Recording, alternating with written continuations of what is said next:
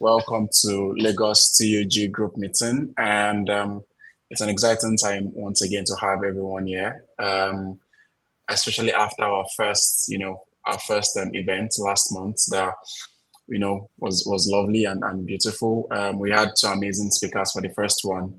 You can always check out the recording of the first one on our YouTube channel as well as the Data Farm YouTube channel as well. And here we are again. So today we are going to be talking about effective design to data prep mastery. And we have just the two perfect guys or two perfect individuals in the Tableau data farm and community to be here to discuss with everyone as well. So yeah, follow us on X at Lagos TUG. You can see it at the bottom right hand side of the screen. And thank you, Maureen. Next slide. All right, so join us. Be a part of the Tableau Data Farm in Lagos and Nigeria as well. We are dedicated to building a supportive and inclusive community for Tableau enthusiasts in Lagos and Nigeria at large, and not just Lagos and Nigeria from wherever you might be joining. It's our goal to have a community that's as supportive and as inclusive as possible. And we also aim to connect Tableau users of all skill levels, from beginners to experts. We want to foster an environment where you can share knowledge, you can network, and definitely grow your visualization skills. We're committed to promoting data-driven decision making and showcasing the talent and innovation within the local Tableau community and everything at the large. So you can scan the barcode here to join. Yeah, it's good. So you can scan the barcode here. So meet the Lagos TUG leaders. We have Omokende Ayodeji. She is data analyst at Oaks Intelligence. Myself, data visualization developer at Magnet. We have Maureen Okonko, a Tableau analytics consultant at Swift, and Idris Akilakpa, a risk and compliance analyst at Flutterwave. Idris, if you could just mute. Okay, so meet Kendi Ayodeji. She's a data analyst at Oaks Intelligence, focused on helping individuals enhance their Tableau skills and navigate their visualization journey.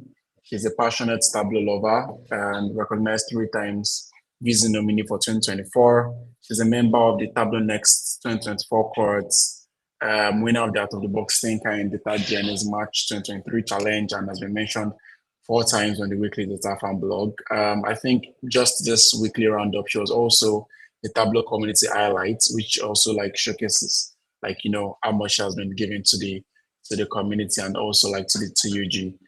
In her free time, she enjoys watching horror movies.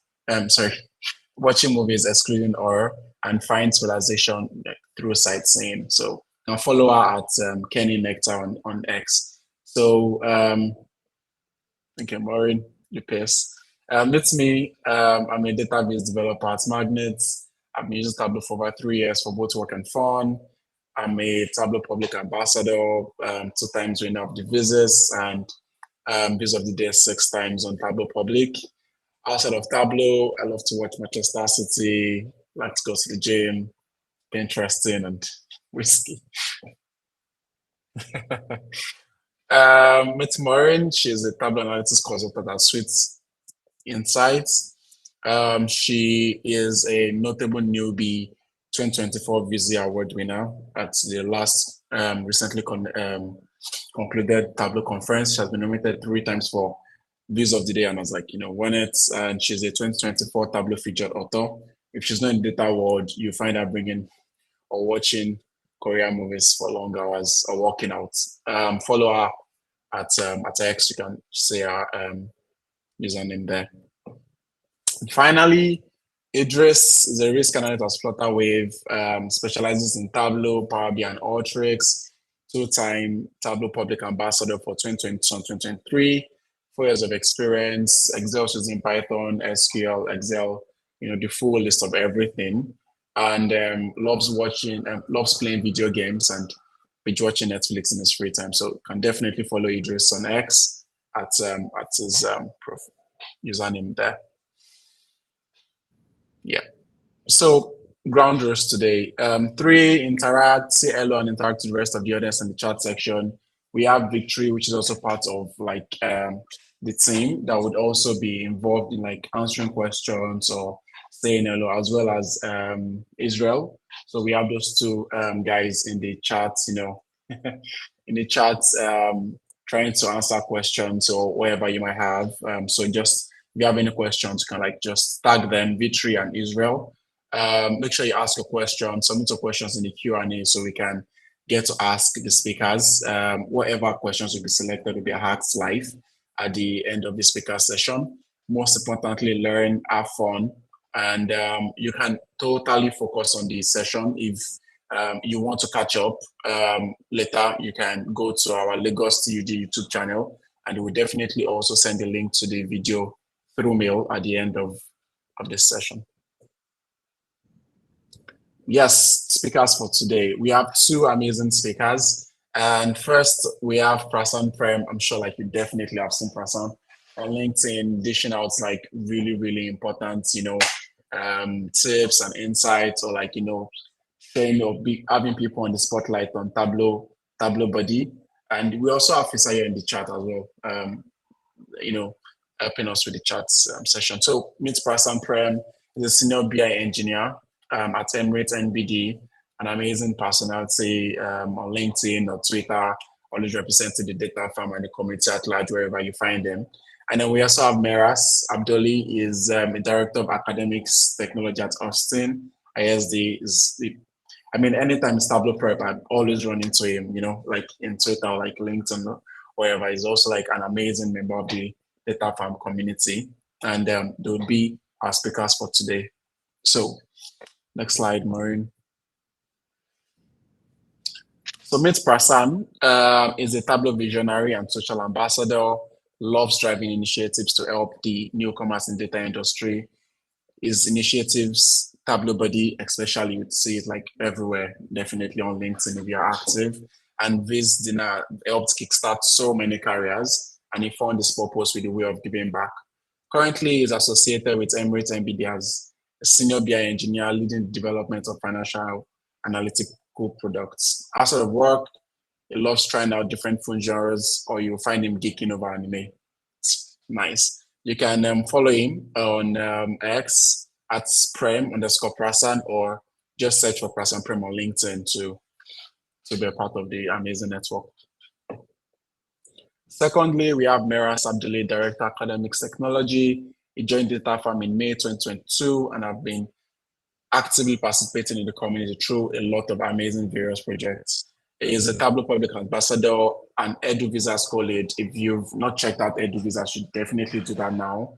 It's a community channel that is amazing, and you get to like visualize data sets that relates to education and like around that kind of area.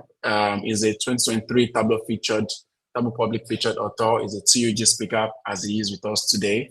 Thank him for granting us the audience. Is a Visual Day creator and is like certified on Tableau. He's the director of academic technology at Austin ISD, where he leads initiative to support the district with holistic data solutions. In his free time, he enjoys watching football, soccer. Definitely ask him his favorite at some point. Movies and TV shows. Spending time with family, working out, cooking, hiking. List of amazing hobbies. So you can definitely follow him on X at It's Mehras, or search Mehras Abdoli to connect and be a part of his network on LinkedIn. Marion? So Pressan would go first today, and it would be showing us how to make informed design decisions using wireframes. And I'm sure it's going to be an amazing section. So Marion could stop sharing, and Pressan could kick off from here. Okay, so thank you so much, GB, and everyone here for welcoming me to the Lagos Tag. So let me share my screen then, and we'll start over now. Okay. Think you can see my screen. Yep. Yes, we can see your screen. Okay.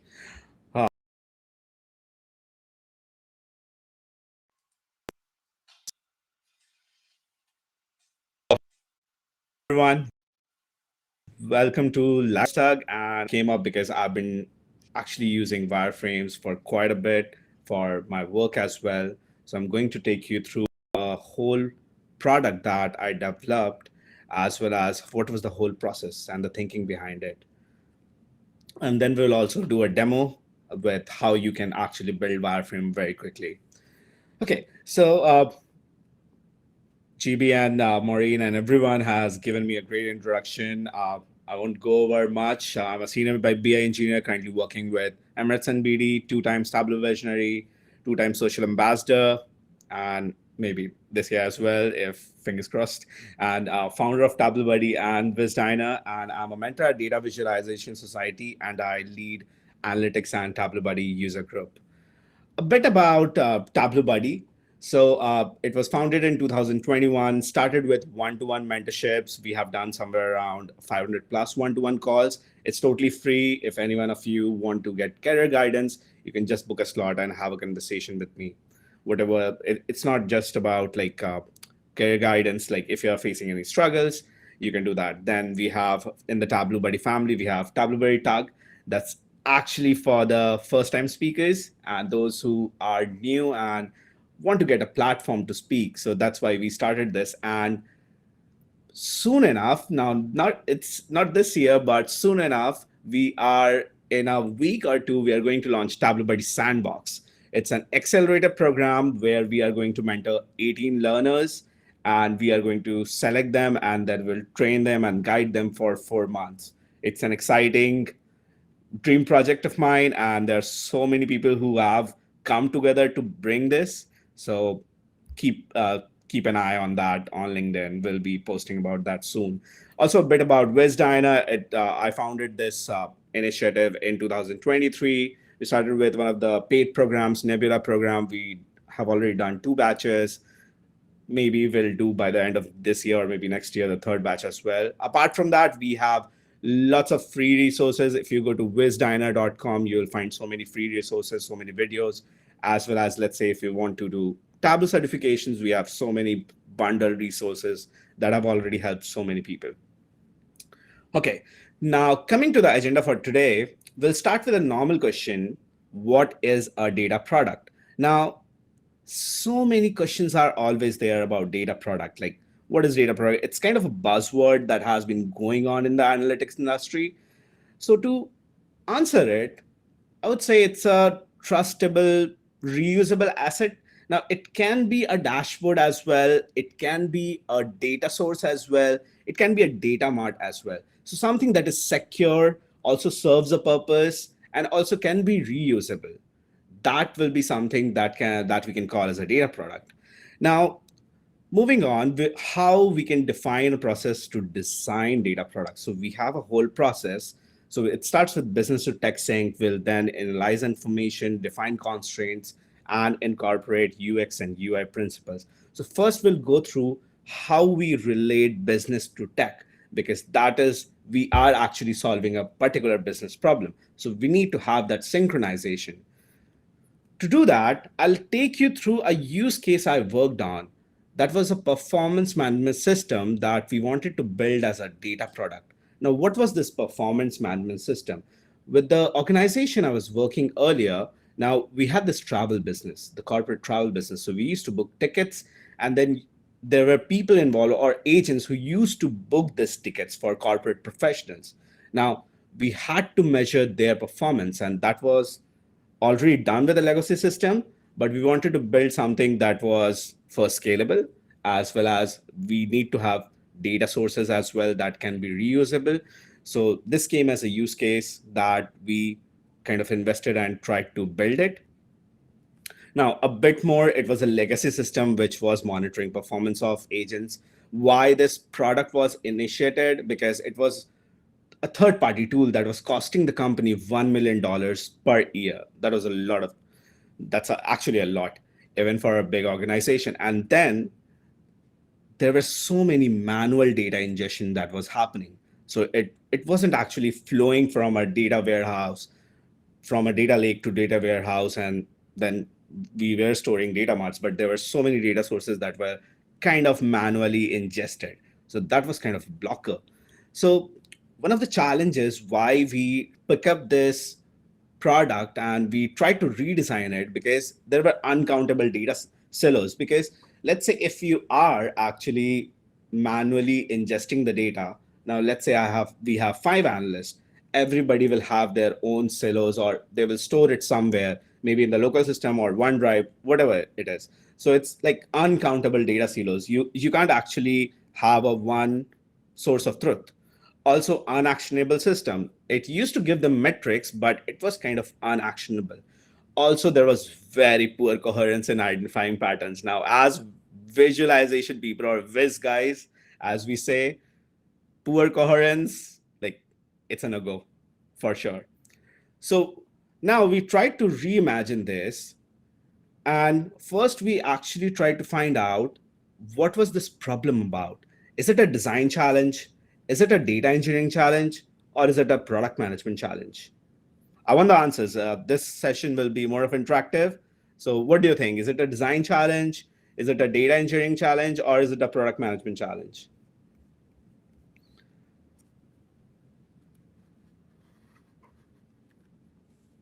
Okay, I can't see any yes or no.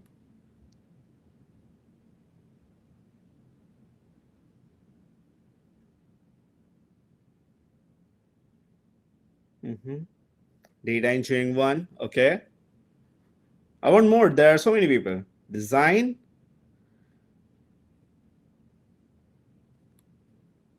Okay. To be honest, it was all of them, actually, because there was poor, yes, a bit of each, yes, exactly, because there was a data engineering challenge for sure, because data sources were scattered all over, and there was very no management system to manage all the data sources, as well as there was no product management in there to manage the product as well, like how it should be scalable, how the new feature should come up, how the users are feeling satisfied or not. And most probably, yes, there was a design challenge as well. So a bit of each of everyone. So we finally decided to build this product.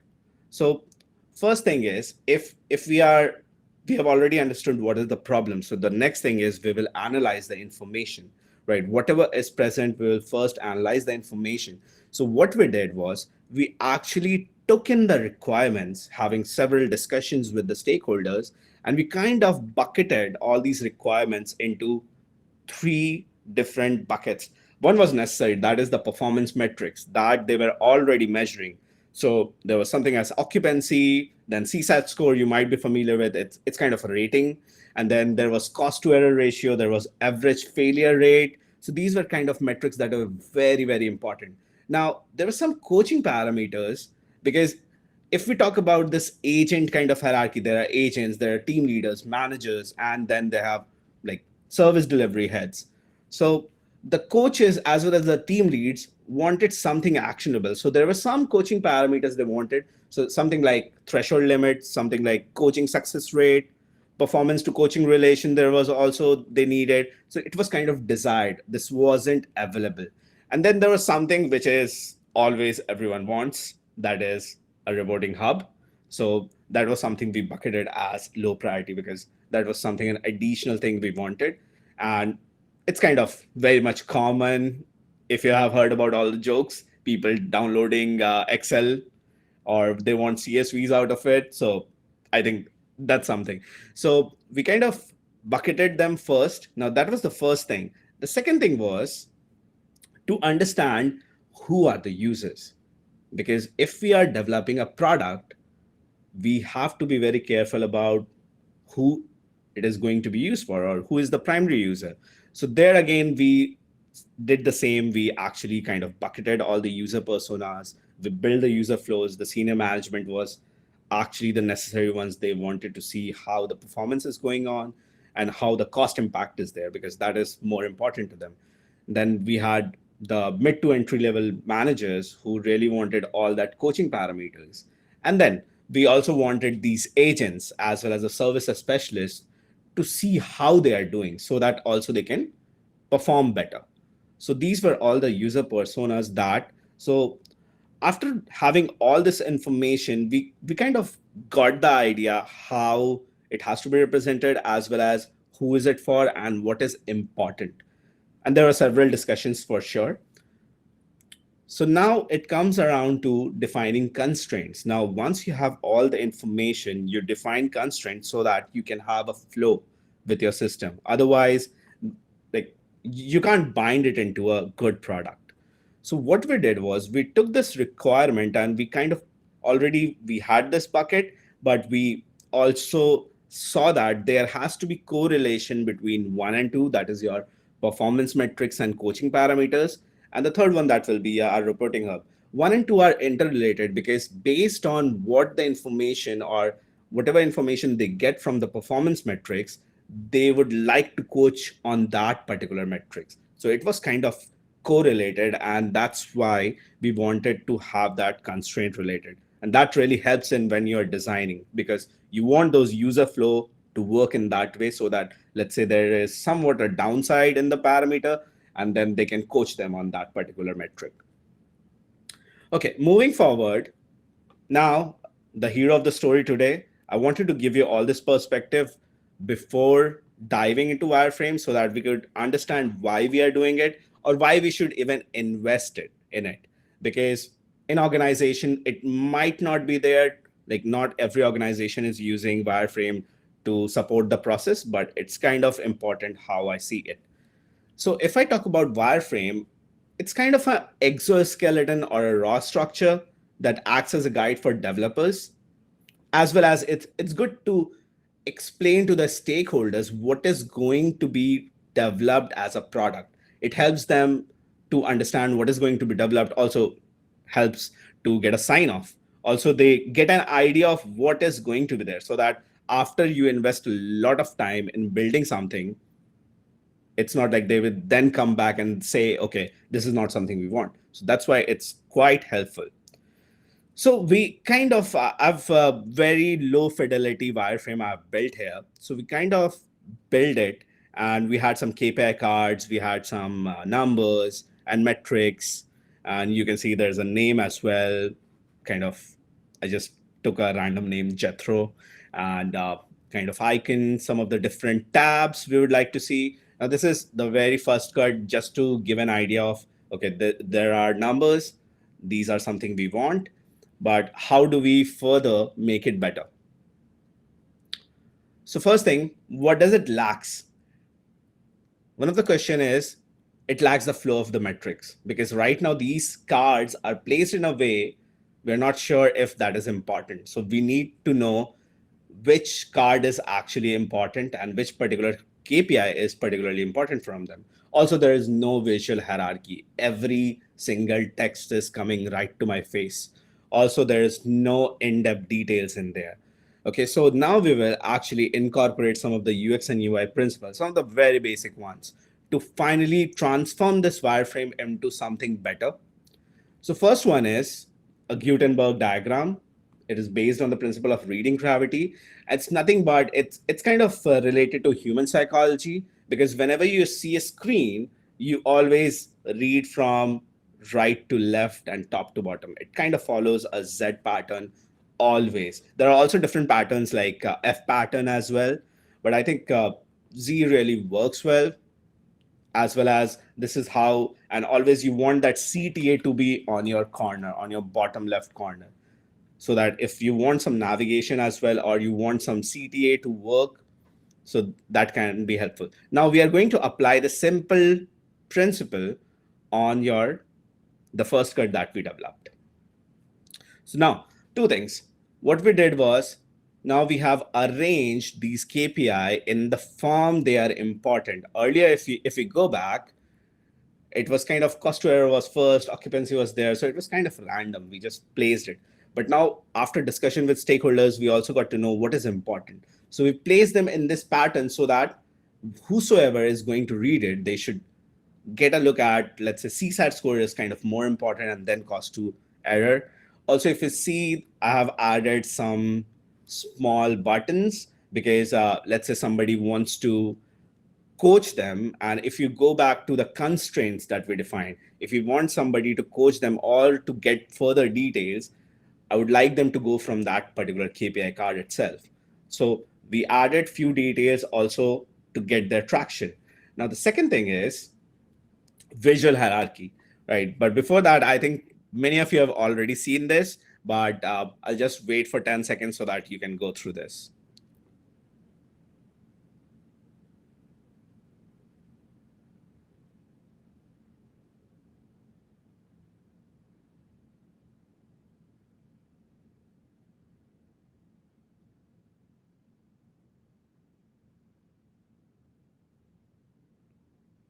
Okay, so does it make sense? Because I want some answers here. Like when you were looking at this or you were reading at this, did you read this first? Like that's how like that was the flow of your eyes? Yes? And like, is there anyone who read this text first? I hope so not. Yes. Yeah. Because it works like it's kind of simple psychology and it works that way. So using this same simple patterns, there are lots of, if you take a UX UI designer, they will have multiple parameters how they judge things. But as a data visualization specialist, I would like to implement some of the simple things that I've learned over time. So now if I'm going to take this principle and apply on my wireframe, it should look like this. Now, I want the focus on the numbers. Once somebody is already using this particular product, they might be aware that, okay, this is the first one is my CSAT score. So I don't want that CSAT score text to come to come to their face altogether. So what you have, if you can see here, I've actually played with two things. Now, first is your color, and also there is variation in the font size. Now, this particularly helps because now my focus is more on the numbers rather than the text. Also, if I've used a gray color palette here because so that the focus is more here. So kind of using two elements to create this visual hierarchy. So do you think now it looks way better than what it was earlier? Yes, no, yes. So using the simple principle of like creating a visual hierarchy of what is important and what is not, and what should come as the first thing is kind of important.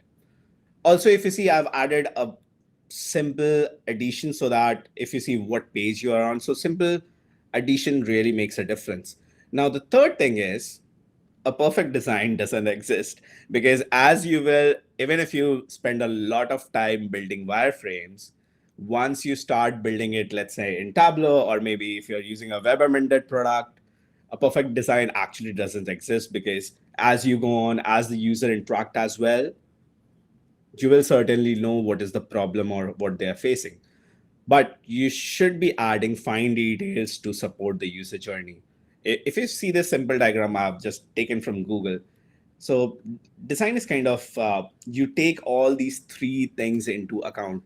First, tech constraint is really important because you can't just develop or design anything in the wireframe that you can't develop, let's say in Tableau. Also, business constraints, what is important, what the information is that is kind of primary, and then user constraints, how they would like to go from there, what is important to them, what is not. All these questions are really important when you are building a wireframe. So I'll just add some finer details to my wireframe, and now I have this version. Now, if you see, there are small things. I've added a tabular icon so that if somebody wants a tabular or text table, they can get from there. I have these bars that gives us the trend. We have the prior percent as well as the versus budget. Also, if you see, there's a welcome message as well. This kind of gives them a good feeling. Once you open a product, everyone should be excited about using a product. It's kind of personalization as well.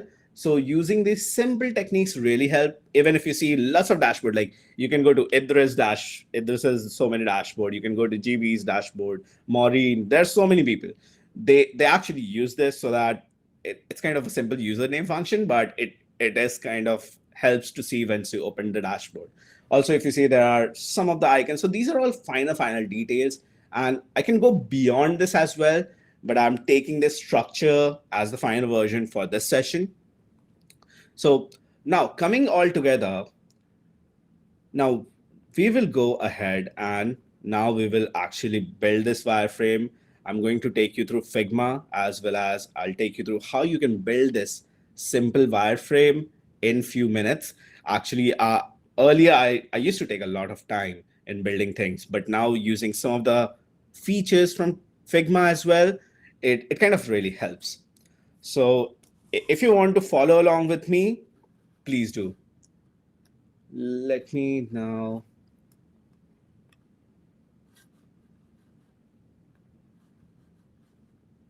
Okay.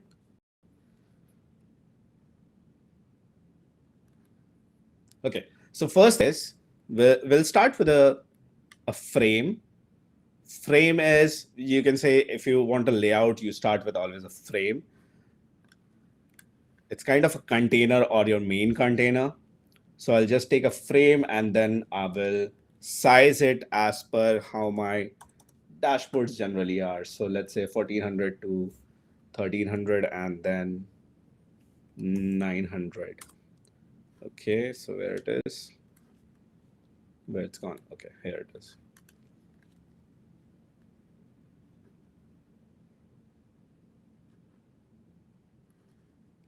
And I'll add just a simple gray color here so that it's not lost again. Okay, so now I have this frame. If you want to do certain things, if you I really won't suggest to use templates in the background for business dashboard, but if you're doing wireframes, if you want to have, let's say, rounded corners, you can add the corner radius. It will give you a rounded corner. Now the next thing is I want my side navigation panel. So again, I'm going to take a frame and I'm going to draw over this. I'll just keep this size, and then I want this frame to be, where's my color? Okay. And then I'll fill it with a darker hue of gray. Since this frame is inside this frame, so you don't need to again make those rounded corners and things. And then I'll have my header as well. So I'll bring it over here. Then again, I'll fill it with some color. Let's pick this. Let's take a darker one.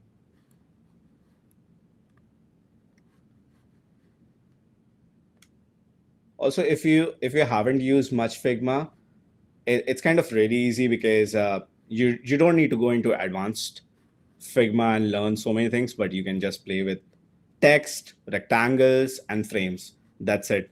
You can do a lot with it. Okay. So now I have a simple structure of how my whole dashboard or this product should look like. Now the first thing is having these KPI cards. Okay. So first I will take a rectangle. I can also go with frames, but let's do a rectangle. Let me size this. Just pick this. I'll add a stroke to it. I'll just reduce its opacity. Okay, so I have this now. I want the color to be a bit different. Okay, so now we have this.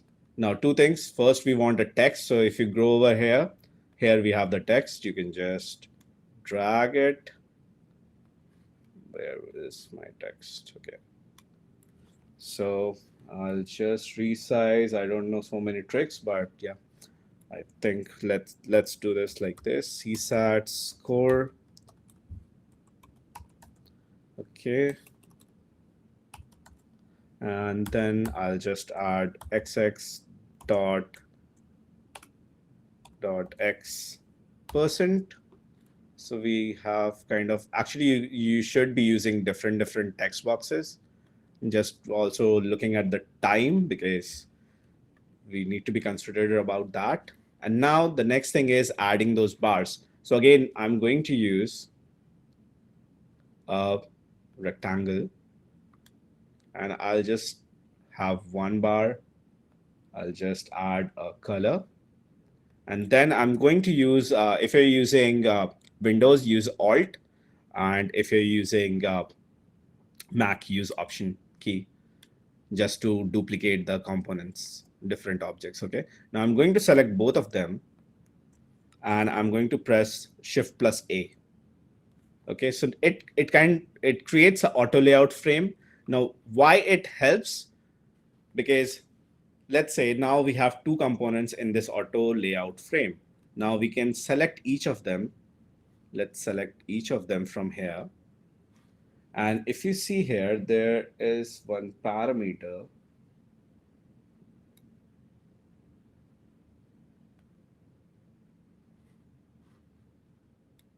This new, okay, where it is gone.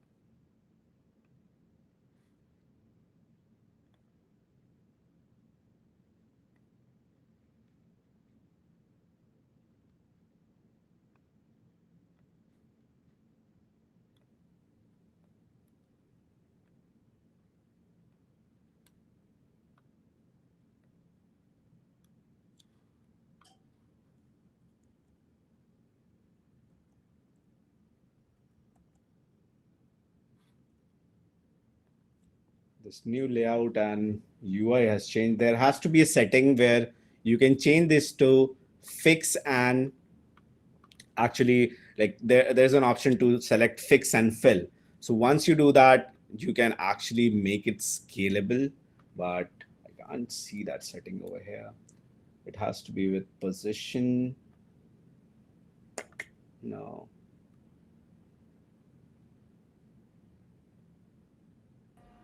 Pressan, you can click. I think they changed their UI, Figma. Yeah. Yeah, I think you can click on the layout, the layout, maybe drop down after the position. Yeah. On Okay. the width, there's a drop down. Yeah, you can see Ah, fix yes, and hold. yes, Yeah. yes. There is. Thank you. Okay. So now here I want this rectangle to be fixed on this on the horizontal axis. I want it to fill, so I'll just change it to fill. Again, this one I'll change it to fill. Now how this will help me is, now I can just select one of the components. I'll stretch this. If you see, now it's resizing. Now I can select one of these component here, a rectangle, and I can just use Control D. Now this will actually duplicate the components, and you don't have to like use or build again all of these charts. So now you can take any of them, because we have only fixed the horizontal axis. We can actually resize it, but also we need to change this to the down alignment. Now we can do it. Now if you do it, you can actually resize it, and you can, just to give a feel of, okay, it is a trend, not every of the your bars is equal, you can particularly do that. Okay, so now once you have this, either we can have a frame, or I'm just going to take all these components and I'm going to use Command G to group it. And now again, I'm going to replicate them using by holding Command button. Okay, so the ones I've taken these two, now I can select both these two groups again, and again I'll use Shift plus A to make it a auto layout.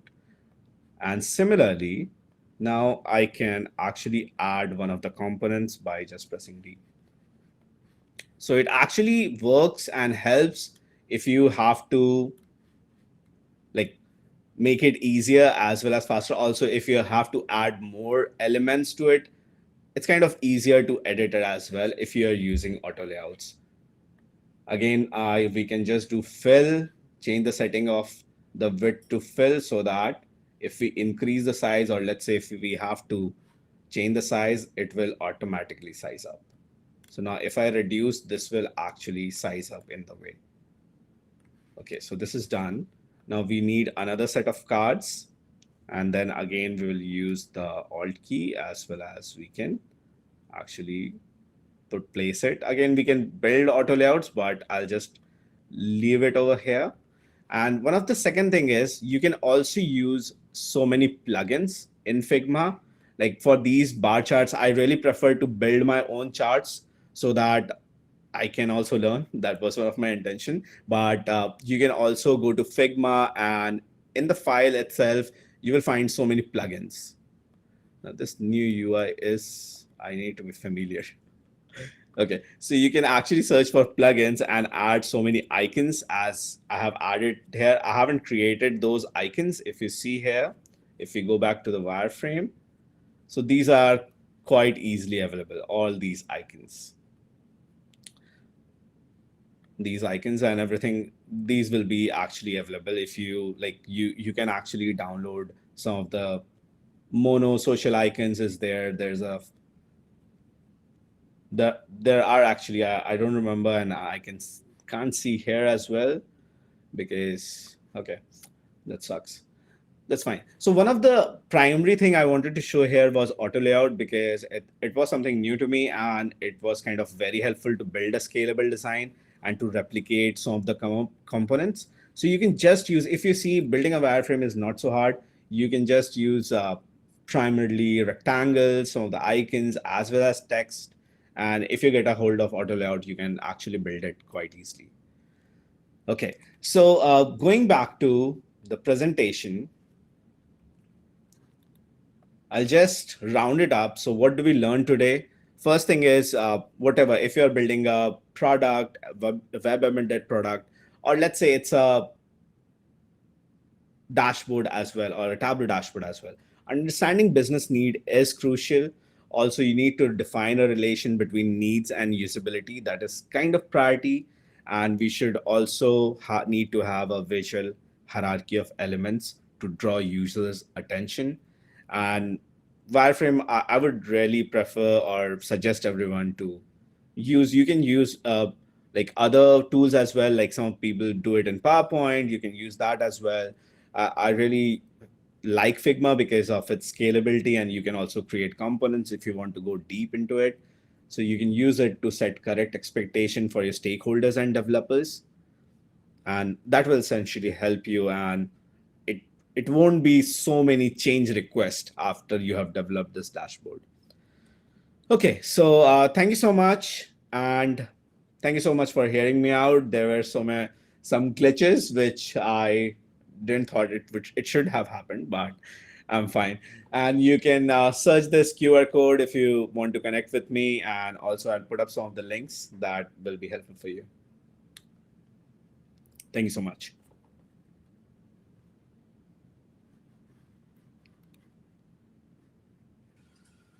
Thank you. Thank you. Thank you. Yeah. Yeah, sorry. Oh, thank you, Pressan. Thank you so much. It's been a wonderful session, and I hope the designers out there that use Tableau a lot get to utilize this. Figma for me has been where I get to do a lot of things before I try to visualize into Tableau. But yeah, thank you so much for coming around. And Prasan talked about Vizdina. I am going to paste one of the link that helped me pass my Tableau certification exam. It's like a guide. It has over 150 questions, so I'm putting it up on the chat. So in case if you are prepping for your certification, Tableau Desktop Specialist certification, actually, you can click on this, and trust me, it's a very good resource from Percent.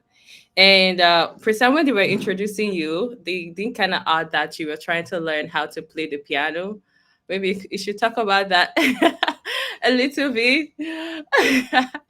And I think that's one of your new hobby. And Yeah. yeah. Yeah, it's a new hobby I've just picked up. It's been a Oh. few days, but Oh. I'm right now. I'm just looking at some of the videos on YouTube and trying to play some of the tunes, simple tunes enough that I can do. And Okay. most probably I'll go into a path so that I can like learn it in a good way. Like it has been on my mind for I don't know when I wanted to, because I have kind of small hands. I've tried guitar as well, Oh and no. it didn't work well. Also, it used to hurt a lot. It used to hurt a lot. Oh So, my god. but But yeah. piano's fine. But I hope to see more of your piano lessons on Instagram, really. And Yep. you can follow him on Instagram of Tableau and Yeah. everything. It's so fun. I don't do data there. It's kind of very. It's so fun. All right. Thank you so much, Prasad. Thank Thank you. you. Thank you. All right, guys. I'll quickly share my screen to introduce our next speaker, which is Mehras. I don't know how to pronounce your name correctly, but I hope I don't murder it. That's totally fine. Different people pronounce it different way, and that's how I know who called me. But the right way is Mehras, Mehras. So Mehras. there's no, a strong emphasis on H. Okay. But anyway, it's fine as long as I know you're calling me. All right. So we have Mehras here to talk about Tableau prep, which is one of interesting topics I always like to listen to whenever the speakers are talking about it. I've not really done Tableau prep before, and I know a lot of people haven't gotten familiar with that aspect of Tableau. But yeah, would be Meras will be talking about it and dissecting it. And if you don't know that Tableau prep can do some of the things, I don't know, Tableau desktop can. Maybe you have to see today. So, quick introduction about Meras. So, I'm going to do this like a quick one. I guess he has a more comprehensive bio about himself on his slide. So, Meras joined the Data Fam in May 2022 and has been actively participating in the community through various projects. He's also a Tableau Public Ambassador and EduVisa's co-lead, a 2023 Tableau Public Featured Author, a TUG speaker, and a Visa of the Day creator, and certifiably Tableau. Myers is the Director of Academics Technology at Houston ISD, where he leads initiatives to support the district and holistic data solutions. In his free time, he enjoys watching football, soccer. I think he and GB will have to talk about it off the screen. Yeah, and this year Eh. we're in the same group in Champions League. So And he loves movies and TV shows, spending time with family, working out, cooking, and hiking. Oh my God, that's a lot of hobbies, Maras. Where is Tableau in all of this? But I am going to pass the. I'll stop sharing my screen rather, and Maras is going to take over. wonderful. Thank you so much for the intro, Maureen, and great Yeah, presentation, Pressan. absolutely. All right, so let me share my screen real quick.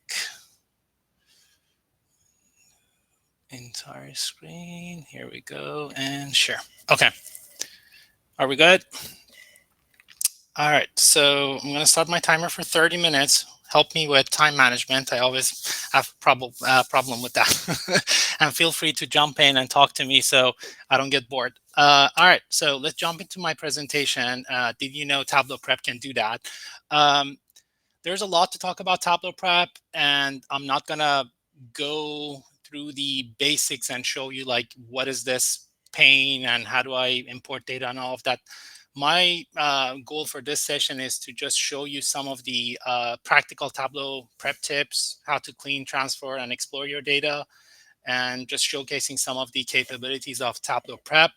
And while I show you some cleaning and transformation, I also show you what is the reason behind that and how do I use this cleaning transformation to produce visualizations in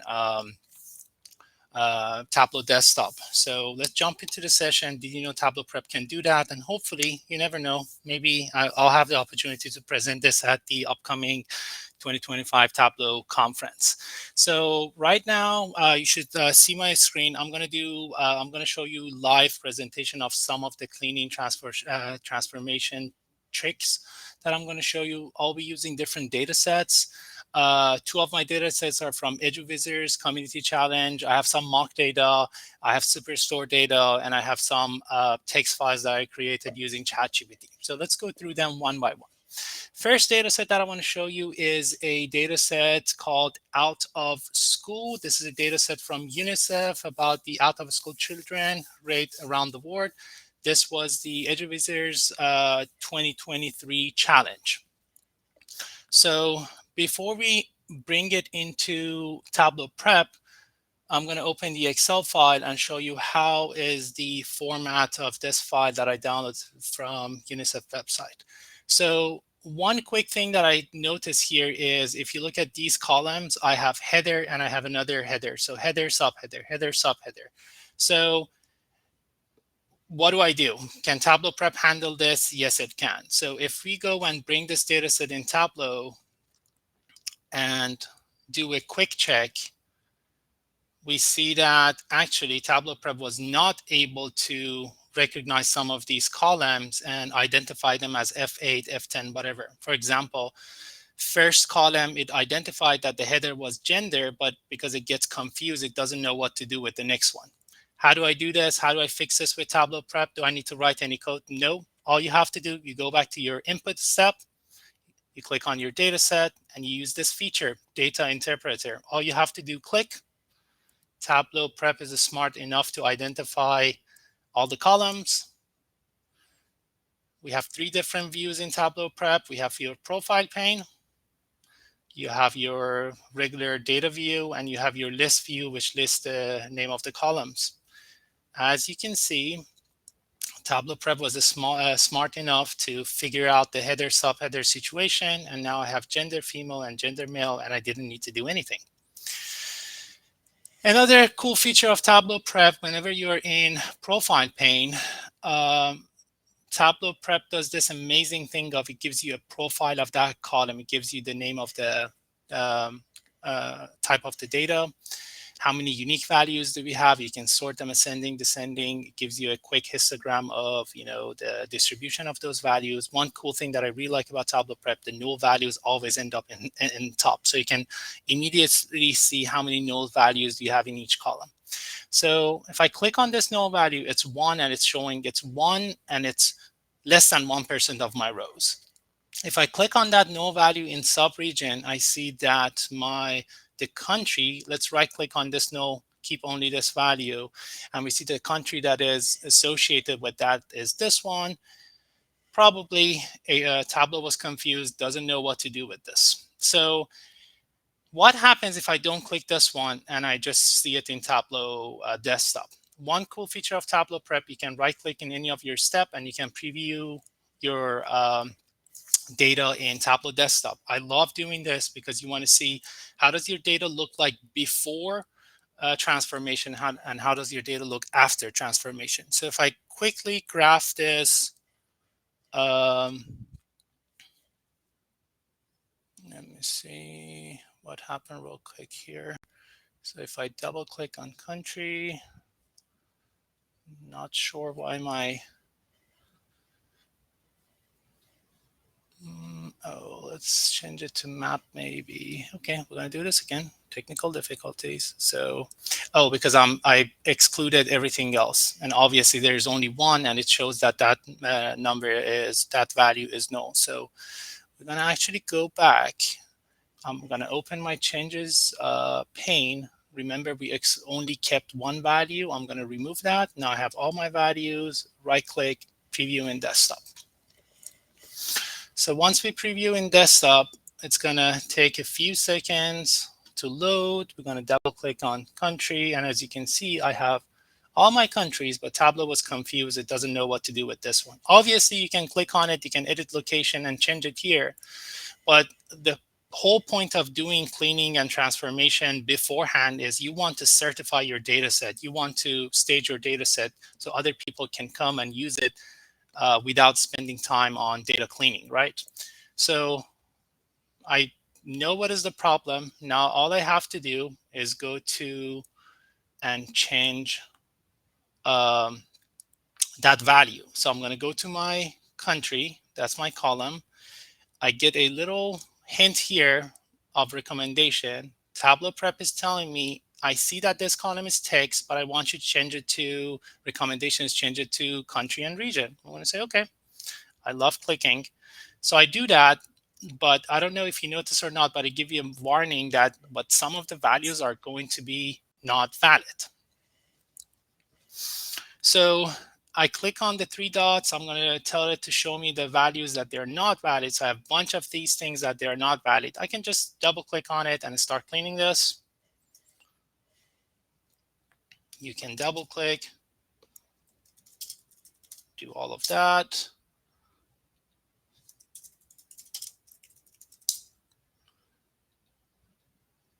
So doing this, next person that comes and wants to work with this data set, they don't have to go through all of that. We didn't have problem visualizing these, but remember, if you want to label or put these in tooltip, then you're going to have some problems. So it's better to clean them here once and be done with it and certify this data set and get it ready for your colleagues probably. So I was able to do that. We don't have anything that is not valid. I changed the data set to country. Everything looks great. And I'm going to go to next step, previewing Tableau desktop. Notice that I haven't outputted the data. I'm just cleaning and checking as I go. So I'm going to double click on country. I get everything that I need. Let's change this to map. I don't have anything with error. And just to make sure that we did this correctly, you can see that I was able to fix the countries that I was looking for. So that's one of the flow that I wanted to share with you. Second flow that we're going to cover is another data set from EduVisors. This is a data set from August 2023 that shows data analytics program in the US. This is the data set that Kevin V created a beautiful visualization that actually awarded as vote of the day. So I'm going to show you the data set behind this map, and we're going to try to clean it and recreate it, Kevin's map in Tableau. So let's go and do that. So let's view the data. What do I have here? I have 4 columns, 82 rows. Looks good. 4 columns is nothing. But if you notice is some of these columns, they have concatenated data, meaning that like it's better to probably separate these and put them in different columns. But you know, this is how we got the data. In order to create a map in Tableau Desktop, as of right now, I cannot create mapping with addresses. So all I have to do is go through this column and split it. If you look at this column, if I look at one value here, I have the street address, I have the city, I have state, and I have zip code. So what we're going to do, we're going to split these and create different columns from this. You're going to click on your column, 3 dots, and then we're going to split values. I always like to do custom split because I want to be control of the separator or delimiter. These values are separated with commas. I'm going to tell it to separate all the values with comma, and I'm going to tell it to separate everything. So what it's going to do is going to keep the original column, and it's going to give me street address, column 1, city, column 2, state, column 3, and column 3 would be state and zip code. So let's do that real quick. This is my original column, and I have a split 1, 2, and 3. First one, I don't really need to do anything with it. Let's call it street address. Second one, city. I get this recommendation again. You know what? Let's look at it, telling me that change it to city. I'm going to apply. It's going to tell me that you have 2 not valid. I'm not going to be worried about that right now. So I'm just going to double click and change this column to city. So I'm getting there. I have my street address. I have my city. Now let's go and talk about the second part, which is state and zip code. State is important for me. Remember, my goal is to create, I close it. Let's open it again. My goal is to create this beautiful map that Kevin created. So as you can see, I have 3 layers here. I have the background, I have the states that actually have at least one data analytics program, and I have the different analytics program in each state. So going back to this, I need to have the states. How do I do this? I have state and zip code. I need to separate these. What do y'all think the delimiter is here? How do I separate these two? I have a space here, looks good, space, space. But when I get to this one, then it gets tricky, because if I want to use my delimiter as a space, then I'm going to get district and I'm not going to get rest of this. So how do we do this? Well, we're going to use another feature here. So, all right, let me look at my notes. So we just wanted to look at this one. What I'm going to do, another favorite thing that I like about Tableau Prep is always duplicating the fields. Why do I like that? Because you can look at your original field and then start transformation on your secondary field. And then once you split and you do your transformation, you're going to click on the original one and compare and see if you did it right or wrong. So we're going to use a different feature. Right now, I want to get the states. I'm going to click on the three dots. We're going to clean. And if I want to get the states, I need to get rid of the numbers. So easily clean and do remove numbers. No coding, nothing. Just click. I'm getting closer, but I have those little dashes. Do I need to code? No. Clean and remove punctuation. All right, I'm getting closer. You think you're done. You're going to click on your data type, geo, and you're going to change it to, what are we doing here? State and province. Boop. We get bunch of not valid values. What is going on here? I'm going to double click on one of them and I see I have white space here. Do you see that? Right after California, there's white space. That's why Tableau Prep is not recognized as a state. Do I need to code? Nope. All you have to do, click on the three dots, clean, and then, you know what? Let's use Tableau feature recommendation. Click on it. Smart enough to tell you, hey, you need to trim spaces. Thank you. I'm going to do that. Trim spaces. That looks good. My data type is good. We're ready to go. So I have what I needed. I'm going to call this a state. Now I have this layer. Gray is going to be a shapefile that I'm going to import. This layer is my state. Now I need the zip codes to be able to create those dots. So if you remember, we have this third part of my original column. Now I need to extract the zip code. What are we going to do? You can duplicate to save time. I'm going to clean. This time I'm going to get rid of the letters. So I just get the numbers. We're looking good. And then we learned the lesson. We're going to go clean and trim spaces. Looking better. Tableau is going to only recognize the first 5 digits. At least that's what I know. We're going to go and split values. We're going to do a custom split. My delimiter this time is dash. I'm just going to keep the first value. Once I do that, I get a clean zip code. Let's rename this. Change this guy to zip code and postcode. And just for sanity, I'm going to say, show me all the non-valid. We don't have anything. We are actually ready to recreate this map, this beautiful map in Tableau Desktop. All right, time check. Looks like I have 15 minutes. We'll see. All right, so let's focus. What we're going to do, we're going to recreate this one. So what I'm going to do first, I'm actually going to do the little dots. So we're going to go here. We're going to do the zip codes. And we get all the zip codes. Looks good. Changing the colors to gray. We're doing great so far. Now what I want to create is to bring this background map. Kevin V did this one in Figma. Pressan was talking about it. I'm going to do everything in Tableau. How do I do that? I'm going to go to my data source. We're going to add. We're going to get special file. And I'm going to bring my shapefile for United States. What we're going to do a join and to be able to join my data set and the shapefile. And we're going to use the join clause of state. I'm going to double click on my Edge of Visitors data set. We're going to get the shapefile and we're going to drop it in here. I'm going to do the right join because I want to get every single state that is in the background, right? If I do left, it's going to only show me the yellow ones. I know my field from my first file. I know, in fact, I cleaned that and I called it a state. But I have no idea what is the join clause in my shapefile. What do? How do I see any information about shapefile? Cool thing about Tableau Prep is you can also bring shapefiles in Tableau Prep and explore. So that's what we're going to do.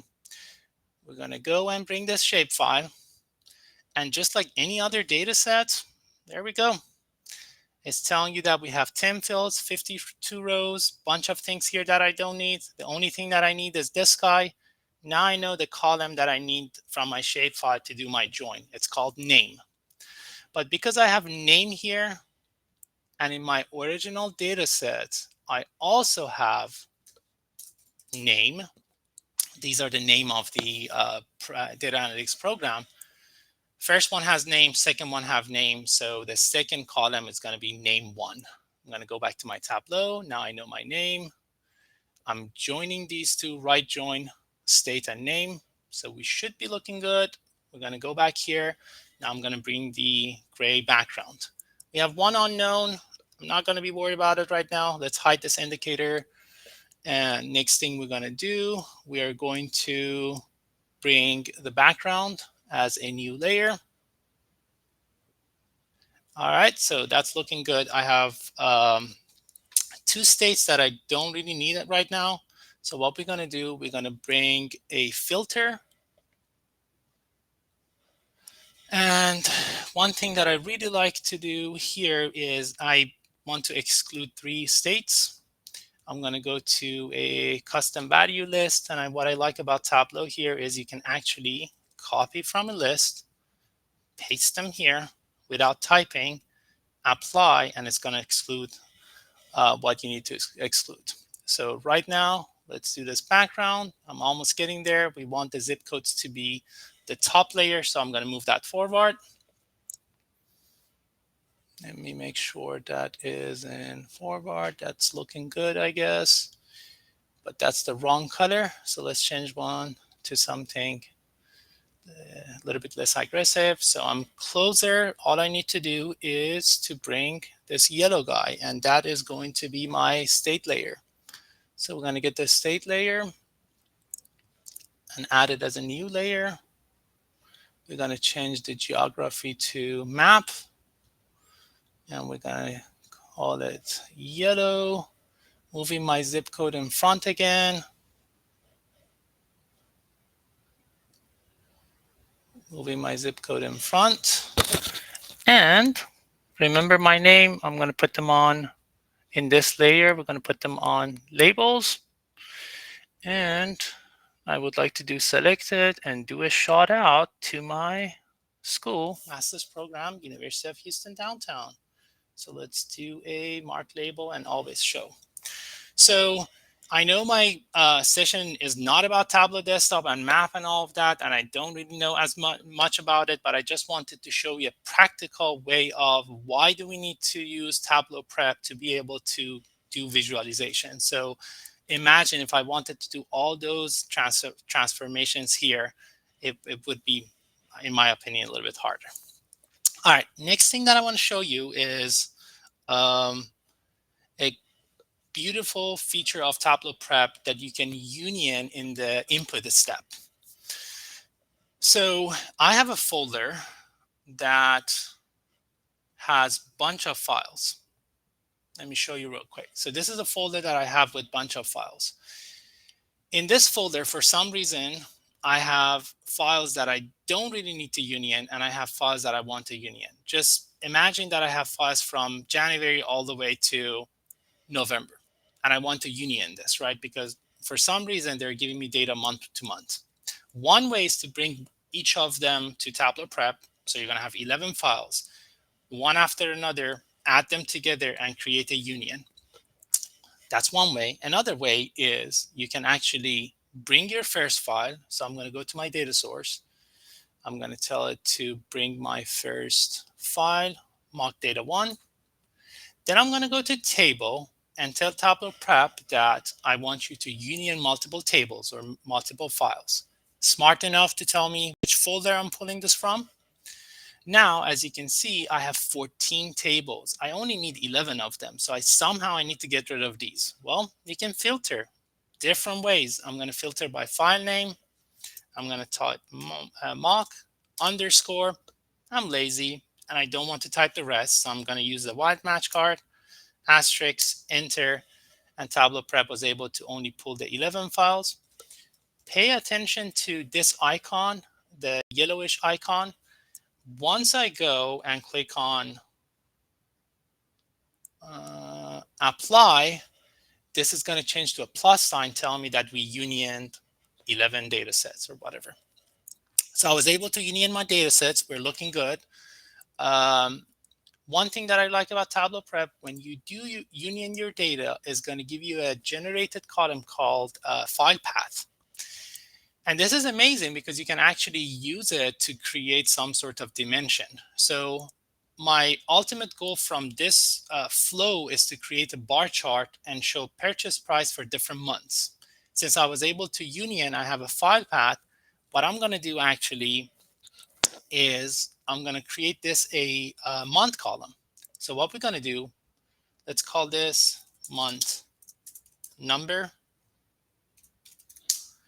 And you should already know what I'm going to do with this. I only need the numbers. So I'm going to go and clean, remove the letters, remove the punctuations. I learned my lesson. I'm going to go and trim all spaces, and I have all the month numbers. Yes, I can go and graph this one, but you know what? Let's actually create actual months. And I can show you another feature of Tableau Prep. Yes, so many things are drag and drop and click, but you can also write calculated fields. So I'm going to create the calculated fields using this column. I'm going to do the 3 dots. I'm going to go and say create calculated field, custom calculation, same interface that you have in Tableau Desktop. I'm going to call this month. And to save time, I already have my cases statement to change the month number, to change the numerics month numbers to month names. So let's go see what's going on with this formula. Let's remove some of it. Okay, probably the name of this is wrong. Let's do month number. All right, that is looking bad. All right, so let's see what I can do. Oh, I need to change the column, obviously, because if you go back and pay attention to my formula, let's do it again. By the way, there are different ways to get where you need to get. Like last time I click on the profile, this time I'm going to click on these 3 dots to create a calculated field. We want to call this month. And my formula, as you can see, doesn't have any quotation on the numbers. But right now my data type is not numeric, so Tableau is confused. So I'm going to do save. This is giving me an error, but no worries. I'm going to go and change this data type to number, and I'm going to reorder the change that I did. So I'm telling Tableau Prep, so first change the data type to numeric, then do your calculation, and now we have this. And one more time, I'm going to preview in desktop.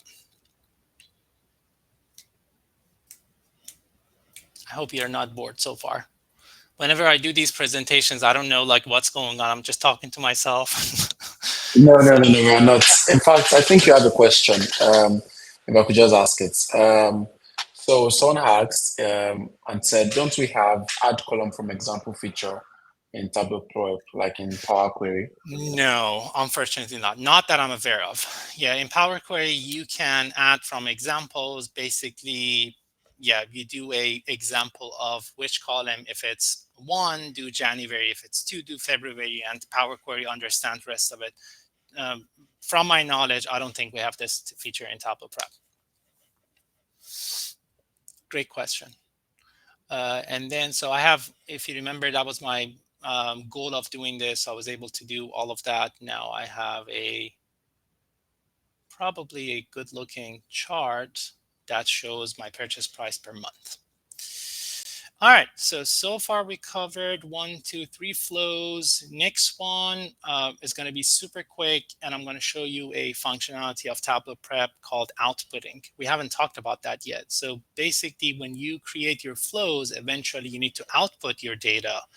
And to do that, you have a few options. You can you can output a CSV file, you can output an Excel file, and you can use a .hyper file, which is basically your Tableau desktop that you can go and do your visualizations. In this flow, I'm going to show you a few things. I'm going to show you a feature called parameters. Yes, you have parameters in Tableau Prep. We're going to work on a feature called filtering, and then I'm going to show you how to output this. This is one of my favorite things to do, and this was actually, I learned this because like first data job that I had, I actually needed to create something like this. So I did some research and I was able to figure this out. This is super cool. So I'm going to be using Sample Superstore. Everyone knows about this. So many talented people created both of D from that data set in this group, but I'm just going to focus on the orders. So if you are familiar with Sample Superstore or Superstore dataset, you know there's a column called region, right? You have your central, east, south, and west. So all of this data right now is in one workbook, one sheet. Let's say that you have a similar case and your boss wants you to, instead of having them in one sheet, instead of having them in one sheet, you want to have them in one workbook, but 4 different sheets, central, east, south, and west. Well, you can go copy paste, do all those things, but we don't want to do that, right? So let me show you how it's done this in Tableau Prep. You're going to click on parameter. You're going to create a parameter. Let's call it p.region, right? I learned this from Workout Wednesday people. That's how you name your parameters. So we're going to go and create a list. We're going to tell it that we are looking for a list of regions, central. Make sure that you don't have any typos here. We have south and we have west. And this is how you create your parameter. Right now, my parameter is on central. Remember that. Next, I'm going to go and tell Tableau to filter my flow using the parameters. So I'm going to clear it to filter. And I'm going to say region, which is a column in my Superstore, is going to be whatever is the parameter that I created, right? So that's how you filter. So right now, because my filter is central, as you can see, where's my region? It was able to filter it only for region, right? So let's go and see how we can output this. When you want to output things from Tableau Prep, first you need to tell it what type of file you want to do. I want to do Microsoft Excel because my goal is to do one workbook, 4 sheets. Then I'm going to go and name this guy. So let's go to desktop and I'm going to call this just output. Let's just call it outputs to save time. Now, I'm going to get an error because I need to pick a name for this worksheet. You can dynamically name your worksheet using the parameter that you created. Isn't that amazing? So what I'm going to do, I'm going to click on run the flow. So it's going to run this line and it's going to ask me, what parameter do you want to pick? I'm going to say central, run my flow. Perfect. I'm going to run it again. This time I'm going to say east. And each time I'm doing this, not only Tableau Prep is filtering my data, it's also naming my tab or sheet. I'm going to do east and south. And you might ask, do I have to like write down and create a list? Do I need to like click on each of them each time? What if I have a list that is more than 4? To my understanding, that's the only way that it's done. So unfortunately, you need to manually do this. So if I go back to my output, just to prove the concept, we were able to create, not this one, almost gave me anxiety. So I was able to create a workbook. I have my 4 sheets, central, east, south, west. Just to check one of them, let's do Control-Shift-L, drop down region. I was only able to get west. Alrighty, so my timer went off. My 30 minutes is done. I have one more flow. It's going to take about 5 minutes. Would you like me to stop or you would like me to go through that flow too? Up to you all.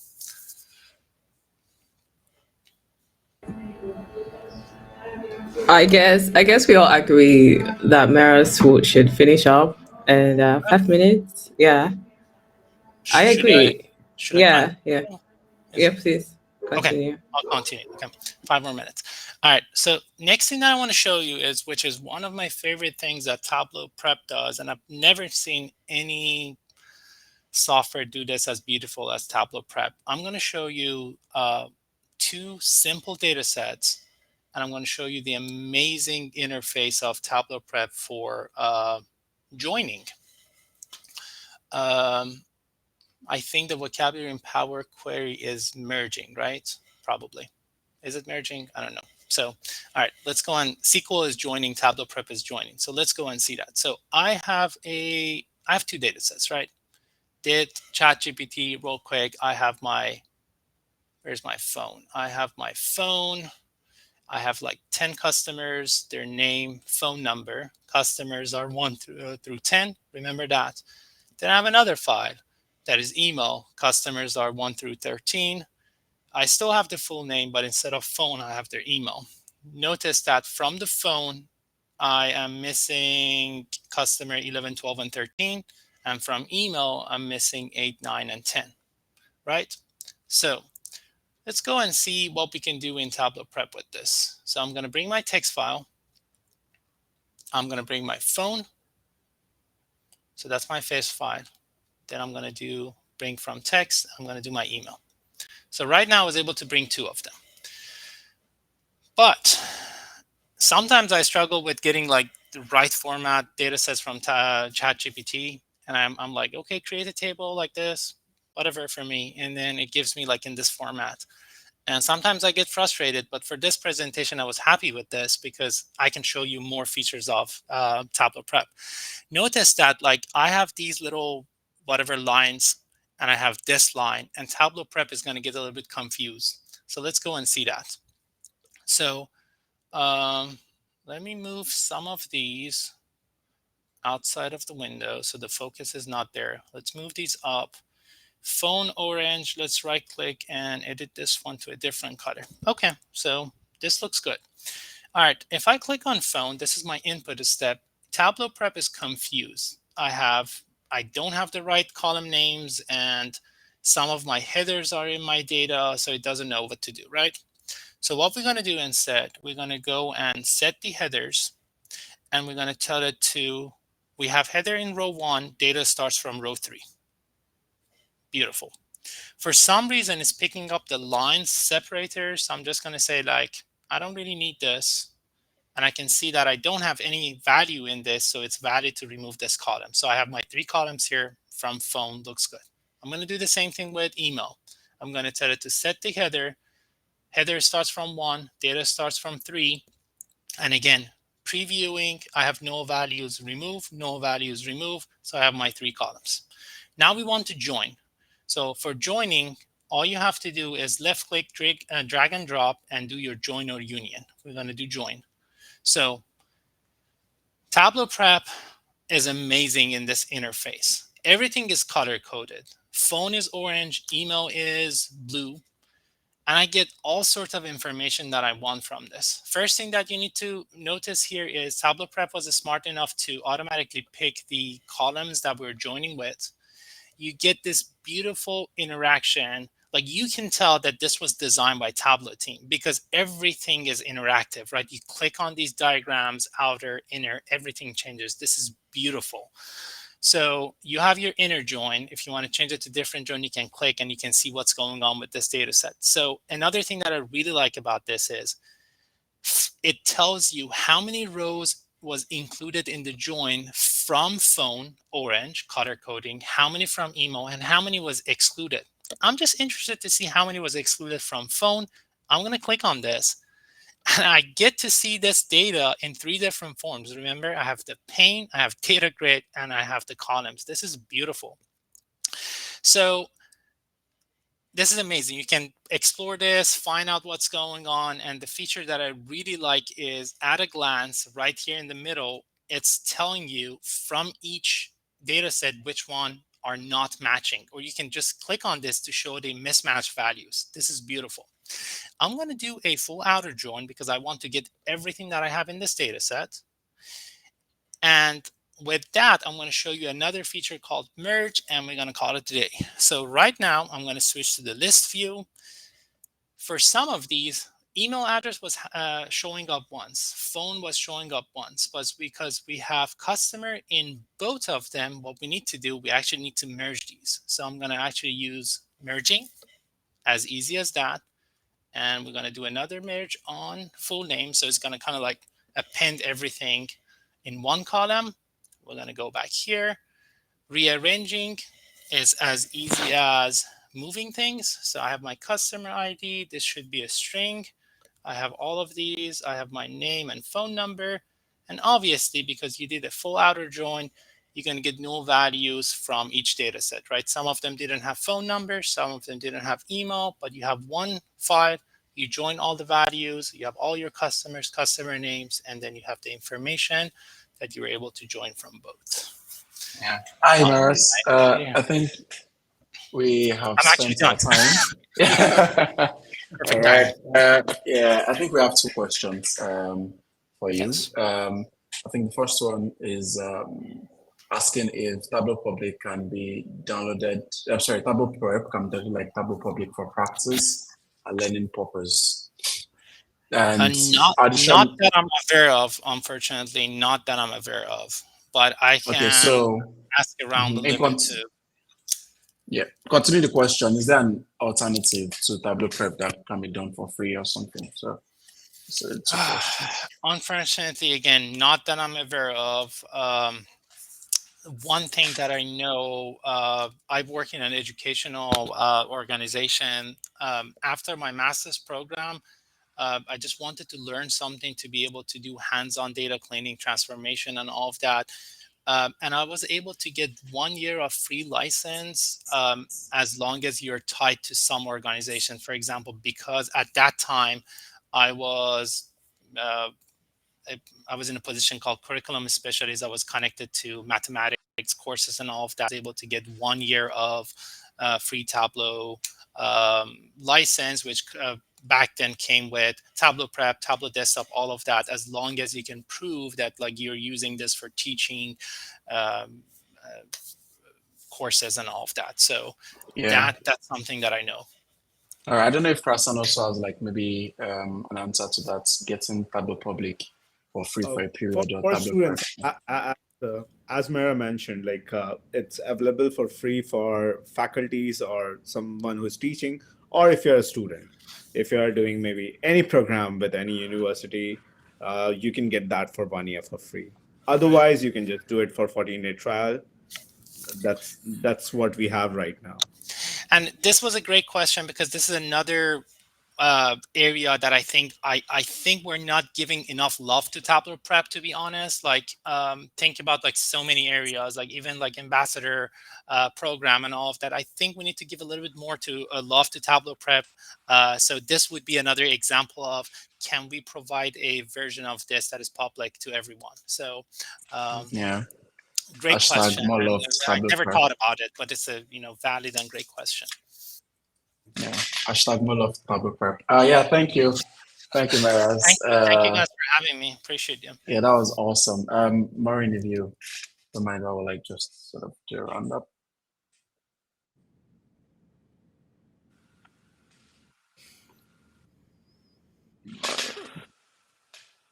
So yeah, thank you, Maureen.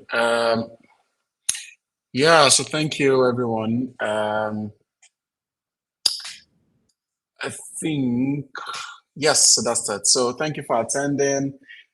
See you September for our next event. Be a part of the community by following Lagos to UG on X, formerly known as Twitter, as well as subscribing to the YouTube channel to be able to catch up to the recording of this and the other session we've had in the past. We usually have spaces on X every third Saturday of the month to discuss Tableau and to also get ready for our next virtual event. You can follow and join the channel by scanning the code. And it's an open community. Definitely join us to enhance your skills, to collaborate and be a part of a vibrant and dynamic group in the local community as well as data farm as a whole. So hope everyone gained amazing insights from this and able to meet one or two things from this. So thank you everyone once again, and see you in September. Thank you, Mehras. Thank you, Pressan. It is really an honor to have you with us. Yeah, thank you so much. Thank you for having me. Yeah. Thank you for having us.